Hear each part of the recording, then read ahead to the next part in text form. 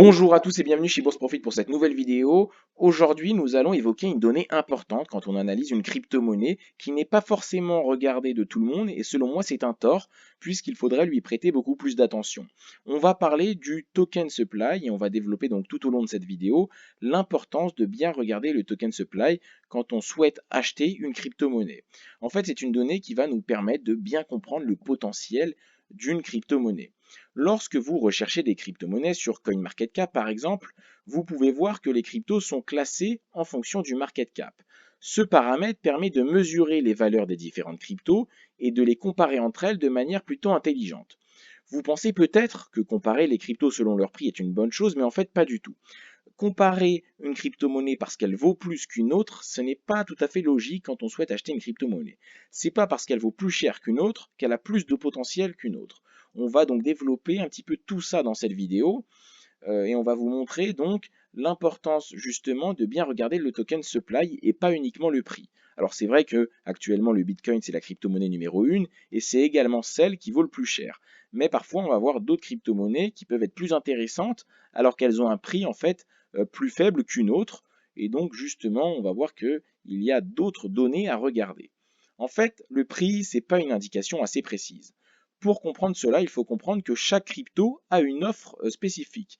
Cette offre, ça s'appelle le maximum supply, qui va être différente d'une crypto-monnaie à une autre. Le maximum supply, c'est le nombre maximum de tokens qui pourront être en circulation. Donc, d'une crypto-monnaie à une autre, il va y avoir un maximum supply qui va différer. Donc, pour une monnaie A, une crypto-monnaie A, il peut y avoir maximum 10 millions de tokens, donc 10 millions de jetons en circulation, et pour une autre, il peut y avoir maximum 50 millions de jetons en circulation. Donc là, on voit bien qu'il y a deux maximum supply, deux offres totalement différentes. L'une où on peut posséder, enfin où il peut y avoir maximum 10 millions en circulation et l'autre 50 millions.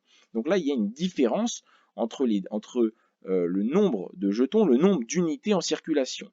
Et ce nombre d'unités, ce nombre de jetons va importer énormément sur la valeur d'une crypto-monnaie et sur le potentiel d'une crypto-monnaie. Donc, vous vous demandez alors pourquoi justement utiliser le market cap.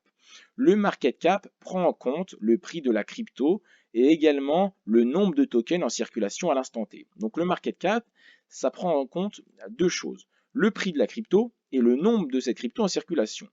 Il va offrir beaucoup de précision pour comparer les cryptos. On va prendre un petit exemple. Actuellement, le prix du Bitcoin, donc à l'heure où je tourne cette vidéo, vaut 9400 $. Donc pour acheter un Bitcoin, il faut dépenser 9400 $, 9406 $ pour être précis.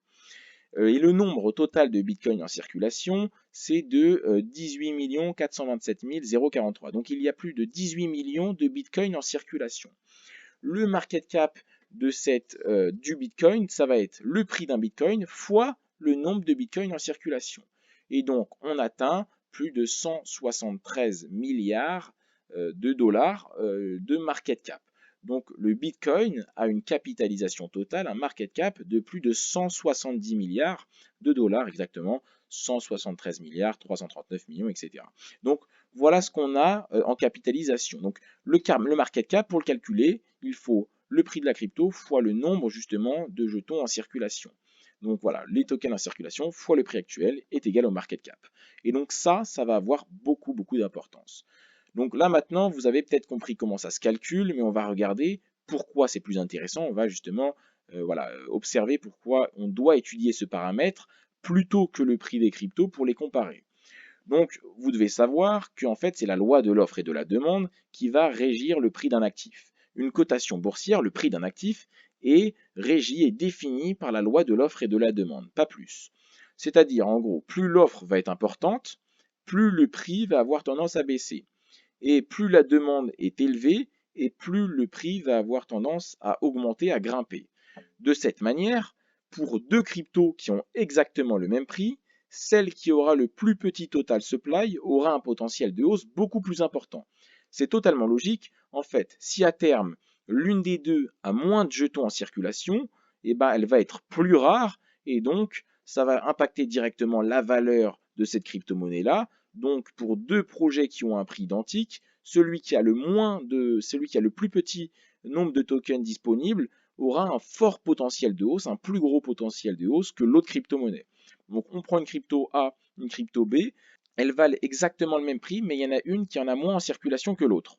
Et bien celle qui en a moins en circulation que l'autre, même si elle vaut le même prix que l'autre, elle aura un potentiel haussier beaucoup plus important, étant donné qu'elle sera beaucoup plus rare. Et l'autre, elle va avoir tendance à baisser, vu qu'il y en aura beaucoup plus en circulation. Donc ça, c'est justement l'importance de regarder un petit peu le token supply. C'est totalement logique finalement. Vous devez bien comprendre que le circulating supply, donc l'offre en circulation de jetons d'une crypto, c'est un paramètre très très important à prendre en compte dans son analyse. Une crypto qui a un prix très faible ne peut pas avoir un potentiel important si son nombre de tokens est tout simplement beaucoup trop élevé. En effet, si son circulating supply est très élevé, quelles sont les chances que le prix atteigne plusieurs dizaines ou centaines de dollars? Ce sont des chances globalement très faibles puisqu'il y en a trop en circulation. On va prendre l'exemple du Cardano. Donc le Cardano a une offre, un supply en circulation de plus de 25 milliards de jetons. Il faut savoir que le prix actuel du Cardano, c'est 13 centimes. Donc il serait globalement assez étonnant de voir une crypto comme le Cardano atteindre des centaines de dollars de valorisation. Pour qu'un Cardano vale seulement 100 dollars, donc bien en dessous du Bitcoin, hein, pour que le Cardano vale 100 dollars, je rappelle qu'actuellement il vaut 13 centimes, il faudrait donc multiplier 100 dollars par 25 milliards, vu qu'il y en a 25 milliards en circulation, et ça nous donne donc une capitalisation de plus de 2500 milliards de dollars. Donc si on veut voir le Cardano à 100 dollars, il faudrait justement atteindre 2500 milliards de market cap. Donc pour comparer, hein, on peut prendre l'exemple du Bitcoin qui a un prix donc, de 9500 dollars. Son supply en circulation, c'est 18 millions. Et donc 9500, donc le prix d'un Bitcoin fois le nombre de Bitcoins en circulation, 18 millions. Ça donne le market cap. Et le market cap est de 170 milliards. Donc actuellement, le market cap du Bitcoin, c'est 170 milliards. Et si on veut voir un Cardano à 100 dollars, il faudrait une capitalisation de 2500 milliards de dollars. Donc pour un prix qui serait tout de même 90 fois inférieur à celui du Bitcoin, le Cardano aurait une capitalisation 15 fois supérieure à celle du Bitcoin. Vous remarquez donc que c'est globalement pas possible et totalement incohérent. Donc voilà, un Cardano qui vaut 13 centimes actuellement, qui monterait jusqu'à 100 dollars, donc 100 dollars, on est très loin du prix du Bitcoin qui est à 9500 dollars, on est très très inférieur. Il faudrait donc, pour que ça monte à 100 dollars, dépasser de plus de 15 fois la capitalisation du Bitcoin. Donc si on voulait qu'un Cardano rejoigne le prix d'un Bitcoin, ça serait une capitalisation énorme, sans sens, qui n'arrivera certainement jamais. Donc on doit regarder le token supply. Je pense que vous le comprenez assez bien au cours de cette vidéo, que c'est une donnée plutôt importante. J'espère vraiment que vous comprenez que le market cap, c'est, on va dire, un paramètre qui a énormément d'influence sur le potentiel d'une crypto. Si son prix est bas, mais que le market cap est bas, le potentiel haussier va pouvoir exister. Par contre, parfois, on voit des prix qui sont bas et on se dit c'est peut-être intéressant d'investir sur cette crypto vu qu'elle ne vaut pas grand-chose actuellement.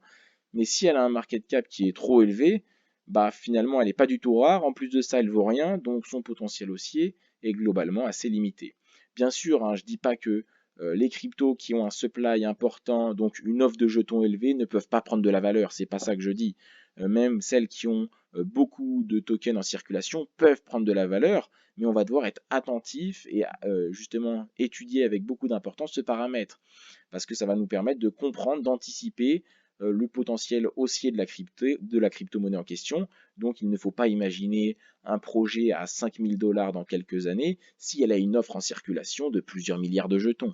Donc c'est pour ça, parfois on voit des crypto-monnaies, on en parle comme le nouveau Bitcoin, mais en fait on se rend compte que ce n'est tout simplement pas possible. Il y en a trop en circulation, ça ne pourra jamais atteindre le prix d'un Bitcoin. Ce n'est pas assez rare, ce n'est pas tout simplement pas possible. Et puis enfin, pour finir cette vidéo, il ne faut pas oublier que le nombre de jetons en circulation peut facilement augmenter. Avec donc les mineurs qui vont sécuriser le réseau, il y a certaines cryptos, celles qui vont fonctionner donc voilà, en proof of stake ou en proof of work, elles vont subir un petit peu d'inflation et donc le nombre de jetons en circulation va augmenter car le minage va générer des nouveaux tokens. Donc le proof of stake, le proof of work, c'est des types de minage qu'on a déjà présentés dans d'autres vidéos que je vous invite vraiment à aller voir, puisque justement ça donne pas mal d'informations sur la blockchain, sur le monde de la crypto-monnaie. Si vous êtes intéressé justement par ça, je vous invite vraiment à regarder ces deux vidéos-là.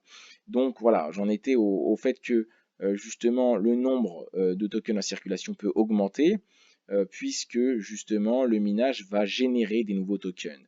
Donc voilà, même si le prix du Bitcoin reste le même, par exemple, le minage va générer de nouveaux tokens et par conséquent le market cap est en augmentation. Donc pour cette raison, le nombre de tokens en circulation sur CoinMarketCap est bien une meilleure, selon moi, indication que le nombre de tokens maximum.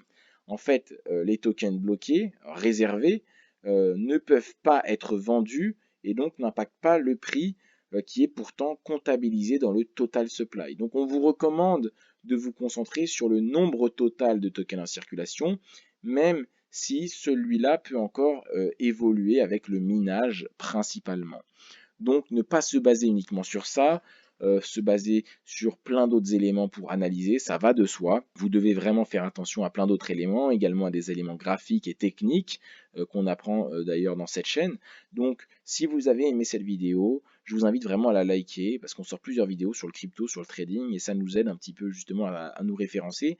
Donc n'hésitez pas également à les commenter, à mettre en avant notre chaîne. Et puis si vous voulez continuer à apprendre le trading et les crypto-monnaies gratuitement, on a un Discord, donc un Discord qui est accessible dans la description où on va pouvoir échanger, discuter très facilement.